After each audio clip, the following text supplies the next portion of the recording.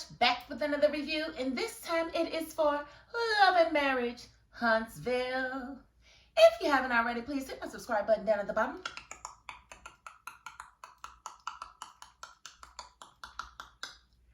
Thank you very much. And yes, we are going to get right into this review because quite a lot happened, and I think I'm okay with most of it, but there was some, oh no you didn't moments, okay? And I do want to discuss those, okay? So let's get right into it. So we are in Houston. You know, the Fletchers have this whole, retreat going with all the couples. And right now we're doing some team building stuff, you know, where they're doing the, trust me, I'm going to catch you and I'm going to fall back, and you let people know whether or not you trust them or not by falling back or laying down like Mel did. She gonna just lay at Martell's feet like, boy, I don't trust you at all. So they let him know exactly where he's standing. And, you know, we did see Courtney caught, you know, Marceau. So, and Tisha and Stormy caught each other. So it was some good that happened. Then KeKe walked in. And then our HE double hockey sticks broke loose. Like, KeKe. Now, KeKe comes, you know, with good energy. She comes smiling. Hi, everybody. Like she ain't did nothing. Like, KeKe is the, hi, everybody, girl. Hi. How y'all doing? What? I didn't know y'all was mad at me. I didn't know I did something wrong. So y'all don't want me around the group because I randomly throw drinks? That's crazy to me. Like,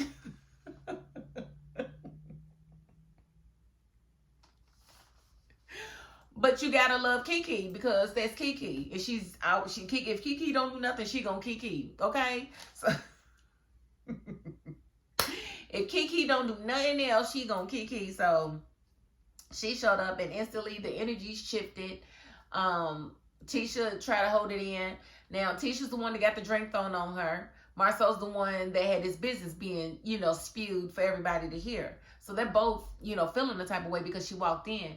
And, you know, quickly Nell got up there and said that she invited her and asked her if she had anything that she wanted to say. And KeKe then let, you know, so yeah, I'll take the mic. KeKe takes the mic and gives an apology. It sounded like a sincere apology to Tisha and to, well, first she gave it to Kimmy and Maurice, which I understood because she did it all at Kimmy's event, and the event was celebrating Kimmy, you know, being cancer-free. And KeKe came in and kind of made it all about her. And, you know, so she gave them a sincere apology, and then she gave one to Tisha. Before, you know, they asked them how they felt. Well, they asked Kimmy how she felt, and she was like, well, it's been a little while. It's been about a month. And it's a bit late for you to be, you know, apologizing. So Kimmy didn't want to accept her apology. I thought that was petty. Her of all people should understand life is too short. You don't have to be that way. I'm just saying. I didn't like that. I didn't like Kimmy didn't want to take her apology. And then they turned right around and asked Tisha if she accepted the apology, and Tisha said yes. Even though Tisha felt uncomfortable, Tisha, I think, understands that the apology is really, forgiveness is not for the person, it's for yourself. It's a selfish thing. Well, it should be a selfish thing. Like, you should be healing from the apology that you need to hear or whatever. So that's where Tisha was. But then Tisha left out of the room. She needed to collect herself because she felt betrayed. Because it seemed like Mel was in on KeKe getting there. And so Tisha went, you know, into the kitchen, and Marceau followed her. Marceau was more so open to being cool with KeKe. And maybe it's because he knows she knows all the dirt. I don't know. But he was more so open to it than Tisha was. But we can all understand why Tisha didn't really want to be bothered, because she's the one that had to wear the drink.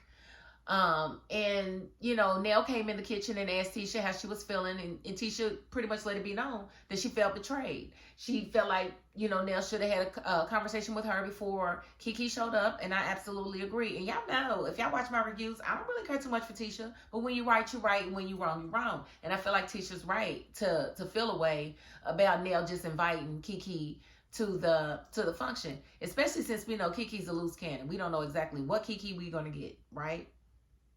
So they had their conversation, and Tisha let it be known that she wasn't really comfortable with, you know, with KeKe being there. And Nell said, well, I'm gonna fix it. I'm gonna do it right. I'm sorry.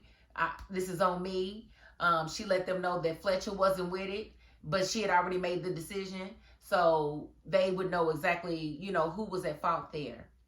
And she asked Tisha, well, Fletcher asked Tisha, was she gonna come back to the group? And she's like, yeah, I have to collect myself.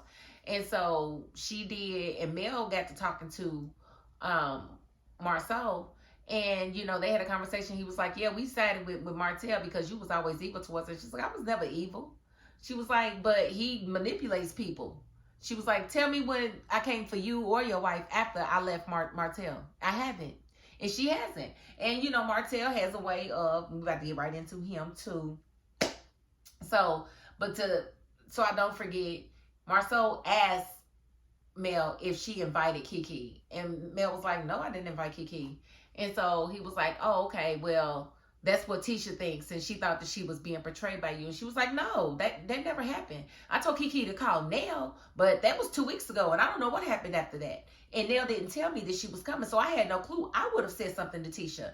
And even if Tisha would have told me, she said, even if Tisha would have told me that I ain't got no problem with KeKe, but I don't really want to be around her, then I wouldn't even have told KeKe to call Nell in the first place. Like, she didn't even know that. So I feel like Mel is really trying to mend fences with Tisha. I don't feel like she needs to. I just feel like she wants to. I feel like they both missed the friendship because I thought it was genuine. I actually admired their friendship when the show first came on. So it would be nice to see them get back on the same accord. Not the fake accord where Tisha acts like she's cool, but Tisha's still throwing shots. Not that accord. I'm talking about a real safe accord where they're just cool with each other. I'm here for it. I hope y'all are here for it because I'm here for it. Now let's talk about Martell and his delusions. Okay, because Martell is just dead set on everybody accusing Mel of cheating on him as well as he cheated on her. Now, from his own words, he cheated first. And then he feels like after she left him and got an apartment, she cheated on him. And then they got back together a few months later. And he feels like that's cheating. No, it's not. Here's the thing. If I'm married, right, and I found out my husband's cheating on me, and I leave him, I'm separated, I'm talking to attorneys, I don't plan on getting back with him. I can do with my body what I want to do. This here marriage is over. We separated. We are separated. That is not cheating. That is really, if anything, is cheating back. Because you cheated first. She would have never found herself in that hotel or in that apartment or anything if you were acting the way you were supposed to act, Martell. But no, you want everybody to hold her accountable. And you're like, well, she cheated before then too because her, you know, her behaviors changed. You can't say that she cheated before you cheated. You can't say that because you have no proof. You're just talking about feelings. Well, change behavior. Yes, I do agree. Change behavior usually means change behavior, but you can't make it a fact. Probability and fact are two different things. They are two different things. And so Martell was definitely off his rocker to be, and them to be yelling at Nell like he was yelling at her. Like, why does Martell feel so emboldened to scream and holler at women? He's always like, oh, what's going on? But she was cheating too. Like, calm down, bro. That is unbecoming of a grown-ass man. I'm going to need you to control your emotions, sir. Quit screaming at these women when you're talking to them. It doesn't make you more right to scream. It just makes you more belligerent and less likely to be believed. Calm down. Compose yourself. We are more likely to believe a composed vessel than a maniac that's going off and screaming stuff. Because Mel came up straight up and she was like, I got that apartment. Yes, I did. And then when we got back together, we just got back together. But when I got my apartment, I got my apartment. And I'm not mad at her. That's not cheating. She wasn't in your bed. She didn't leave your bed to go sleep with somebody else and then climb back in your bed. That's not what happened. Y'all were separated. And that means something. So stop trying to make it seem like she cheated. She didn't cheat the way you cheated. And then when y'all got back together, you know, and made sugar mama or whatever, you turned around and had a whole nother baby on her. After y'all got back together. So, bro, I'm going to need you to let Mel go. Just let it go, bro. You fumbled a good woman. And you need to find a way to move forward with your life because that ain't it. The way you are handling things, thinking that everything is cool. No, it's not. You keep this woman in court. You stay, slandering her name, talking about the way she, you talked about how many people she slept with. You talked about the way she mothers her children. You've said all kind of stuff, Martell, and I need you to go back and listen to some of the stuff you have allowed to fall out of your mouth while you sitting here trying to make nice with this lady. She don't want to make nice with you. She wants you all the way over there so she can continue to heal over here.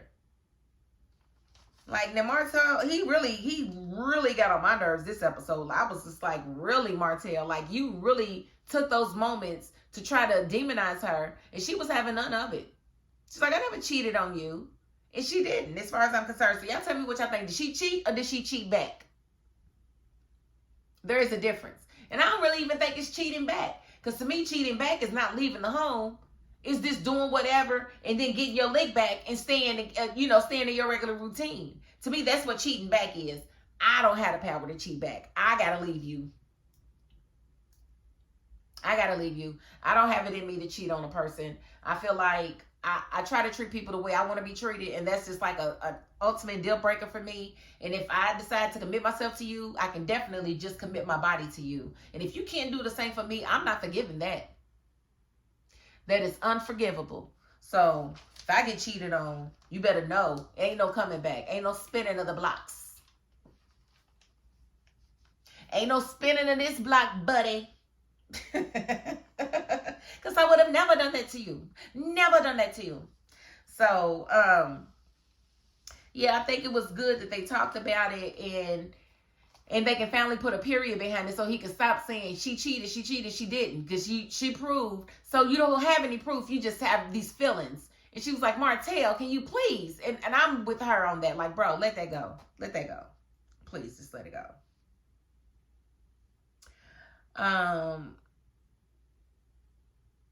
I did appreciate that Tisha was so willing to accept Mel's apology for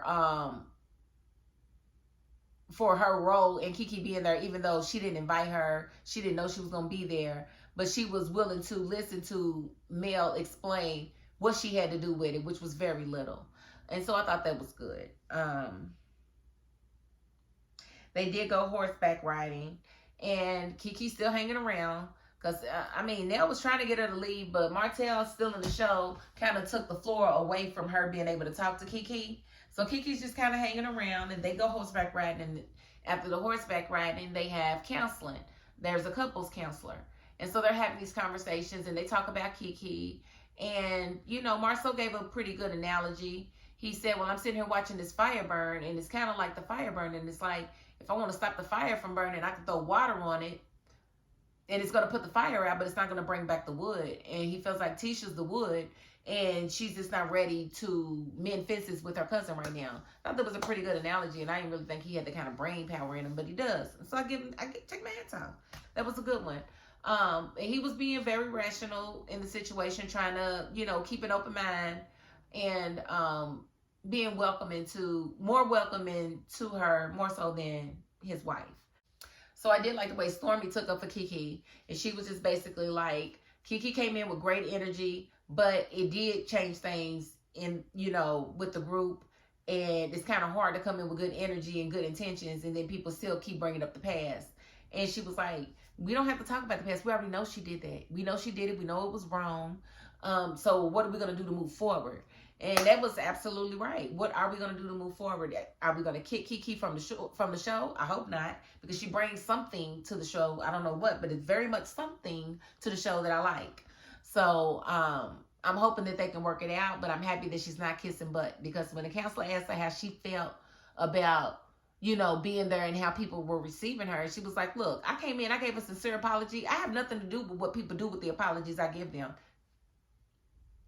That's it. If you give a sincere apology, that's all you can do. But KeKe, let's be honest. That wasn't really a sincere apology. It sounded like one. The words were there. All the words were there. But the emotion was not really there. It was kind of like, I got to stand here and I got to apologize. So I'm going to do that. I'm not saying it wasn't to Kimmy. That may have been sincere, but to Tisha, that wasn't sincere. And when you sat there and said, I do apologize for, doing that at her party, but I'm not sorry I did it. Then why are you apologizing? And why didn't you say that in your apology? I do apologize for letting that happen at your location. That was not my intention.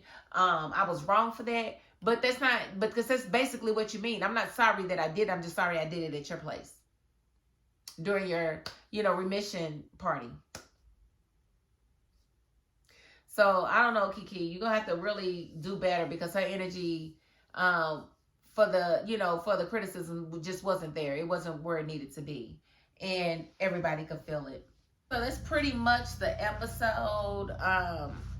I think KeKe's gonna be able to stay, but we'll just have to see exactly what happens with the rest of the counseling that we see that's gonna happen next week. Because I know Stormy and Courtney got some issues that they need to iron out. So we'll see if they actually touch on those next week. So this was, like I said, a decent episode. And I felt like I definitely needed to review it, because Martell really just triggered me. And I was like, bro, if you don't sit your butt down somewhere and leave that woman alone, because it's time to let her go. For real, for real.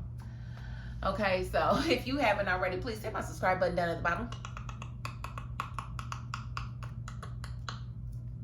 Thank you very much. And hey, if you are not the subscribing type, you got to the end of this video. And that's more than I can ask of anybody. So thank you very much. And that is my $5.02. Peace.